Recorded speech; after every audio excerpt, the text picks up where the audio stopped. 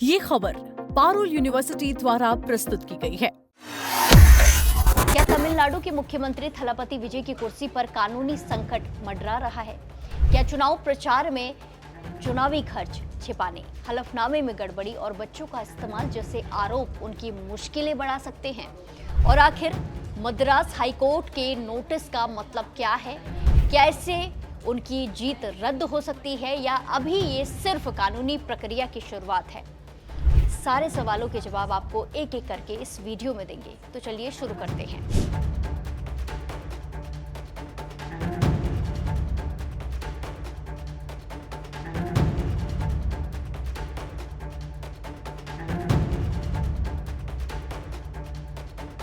तमिलनाडु की राजनीति में एक बार फिर बड़ा घटनाक्रम देखने को मिल रहा है।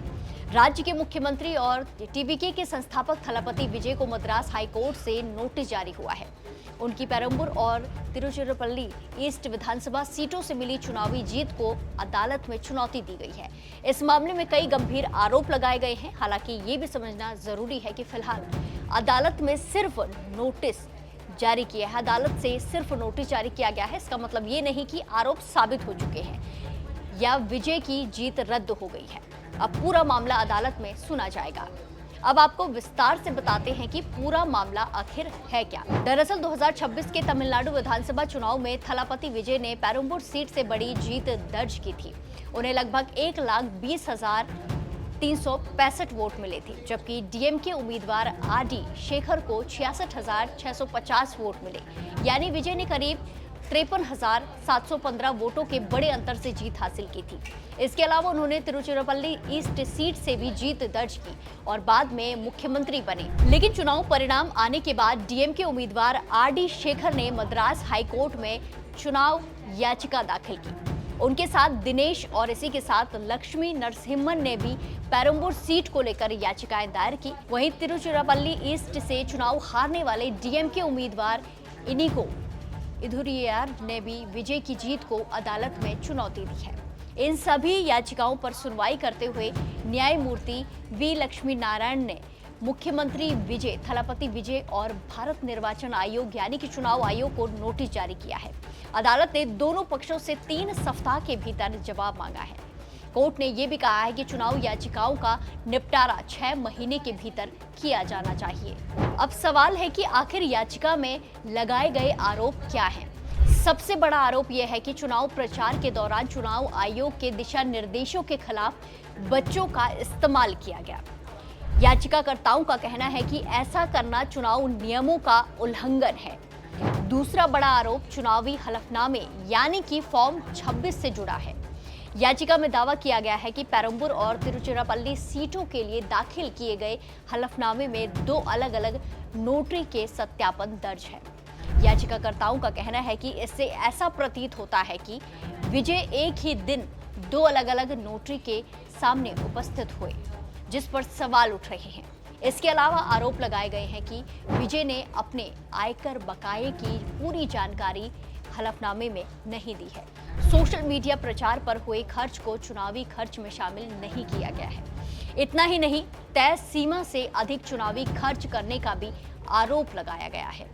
याचिका में यह भी कहा गया है कि चुनाव प्रचार के दौरान चर्च और मंदिर परिसरों में प्रचार किया गया, जिसे जन प्रतिनिधित्व अधिनियम के तहत भ्रष्टाचार आचरण की श्रेणी में माना जाता है।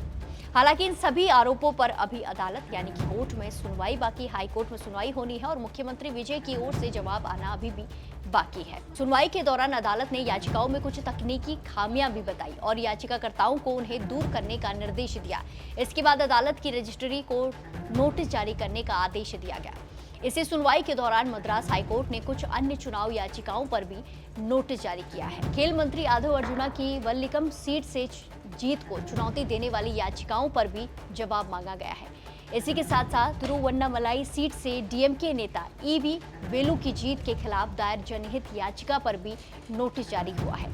इसके अलावा पेरुदुरई से जीते एस जयकुमार और कांग्रेस विधायक थरगई के साथ साथ कुछ अन्य मामलों में भी अदालत ने जवाब तलब किया है। अब ऐसे में अहम सवाल ये है कि क्या सिर्फ नोटिस जारी होने से मुख्यमंत्री विजय की, थलापति विजय की कुर्सी खतरे में आ गई है? इसका सीधा जवाब है नहीं। नोटिस जारी होना केवल कानूनी प्रक्रिया का एक हिस्सा है।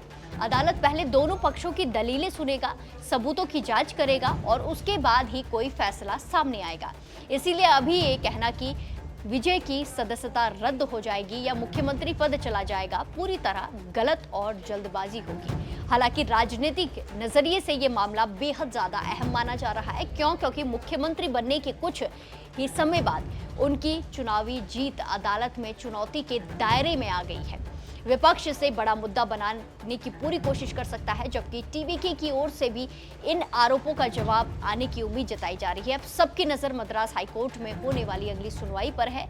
अदालत के सामने मुख्यमंत्री विजय थलापति विजय और चुनाव आयोग अपना पक्ष रखेंगे, वो भी देखना है क्या कुछ होगा। उसके बाद ही इस मामले की दिशा साफ होगी। फिलहाल इतना जरूर कहा जा सकता है कि तमिलनाडु की राजनीति में ये मामला आने वाले दिनों में काफी ज्यादा चर्चा का विषय बन सकता है। आपकी क्या कुछ राय है? क्या चुनावी मामलों की सुनवाई और तेजी होनी चाहिए? क्या ऐसे मामलों का फैसला तय समय सीमा के भीतर होना जरूरी है? अपनी राय कमेंट्स में जरूर दें और बाकी देश और दुनिया की तमाम बड़ी अपडेट्स के लिए जुड़े रहिए दैनिक जागरण के साथ। नमस्कार।